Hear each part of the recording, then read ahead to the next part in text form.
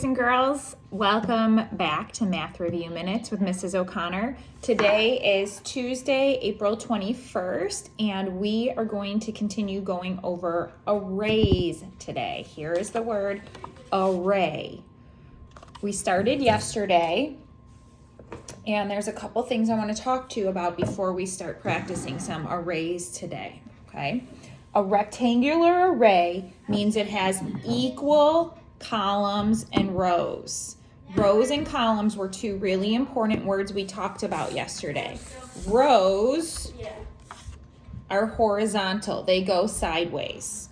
Okay, I like to think of rows as shelves, something that we can draw that something else can sit on. So rows are horizontal, and then columns are vertical. They go up and down.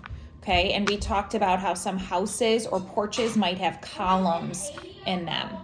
Okay, so rows and columns. So a rectangular array has equal rows and equal columns. So that means it's the same across and up and down. Those rows are going to have the same number. Each row will have the same number, and each column will have the same number. Putting objects into arrays makes them easier to count. That's why we use arrays. And the other important thing about arrays that I told you yesterday, arrays help us get ready for multiplication in third grade. Okay, so I'm gonna give you an example of an array. So arrays can be pictures. Arrays can be things that are around us. I'm gonna use stars. This is an example of a rectangular array. Okay, so if you look, there are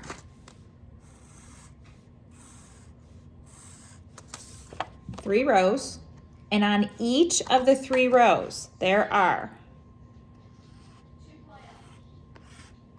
each of the three rows have 4 stars sitting on top of them, right? And then we have columns, and each of the columns have 3 stars in them. So all of the rows are the same, they each have 4. All of the columns are the same, they each have 3, okay? If I had one missing here, it wouldn't be in a rectangular array because it wouldn't be equal. So let me give you an example of something that is not an array. If it's a low price, then they should buy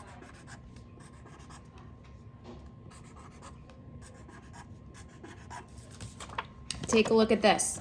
This is not an array, a rectangular array, because it is not equal. In this row,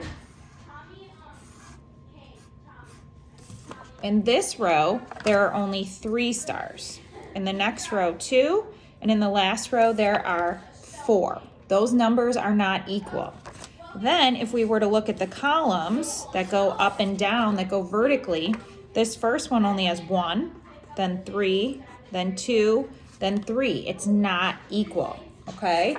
This is a rectangular array. The rows and the columns are equal, okay? So today we're going to practice doing a couple arrays, and we'll see how you do.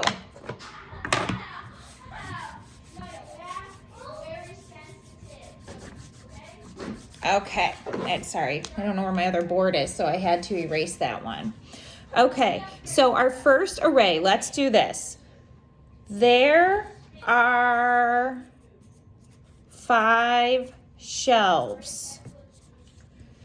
Each shelf has 4 books on it.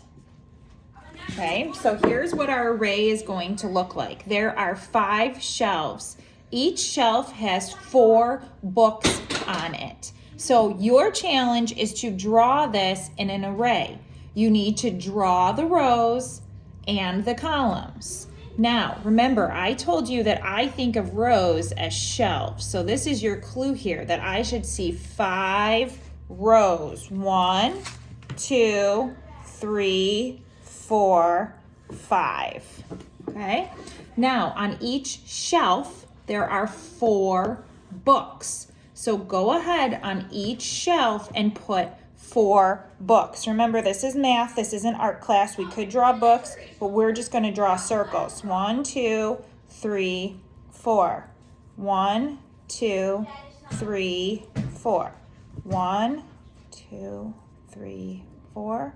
1, 2, 3, 4. 1, 2, 3, 4. Okay, this is a rectangular array because if you look, each shelf has 1, 2, 3, 4. So each row has 4. It's the same on each row. And each column, if you look, going down has 1, 2, 3, 4, 5. Okay? So when we count this, we could do it different ways. We could do 4 plus 4 plus 4 plus 4 plus 4, which equals 20, just so you know, if I counted all these. Okay? Or I could do 5 plus 5 plus 5 plus 5, and that also equals 20. 5, 10, 15, 20. Okay, the multiplication fact that goes with this would be 4 times 5 or 5 times 4. They all equal 20. Okay? All right, let's do one more together.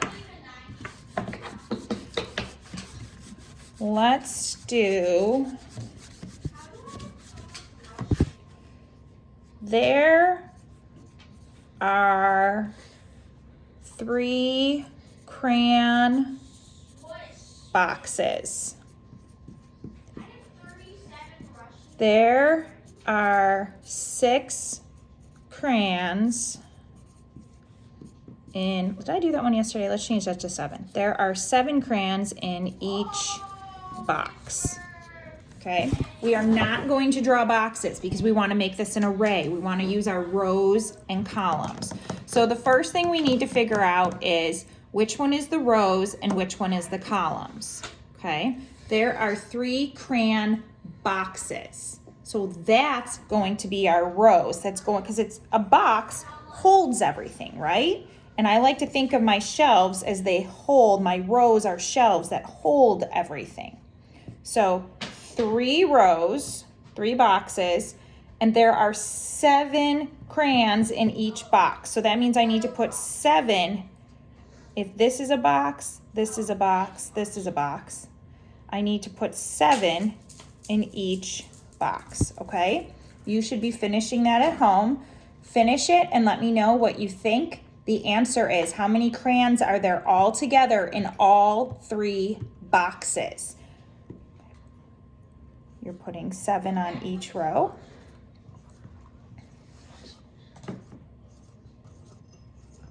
When you finish this at home, you should have equal rows and then equal columns, okay? Each row has 7.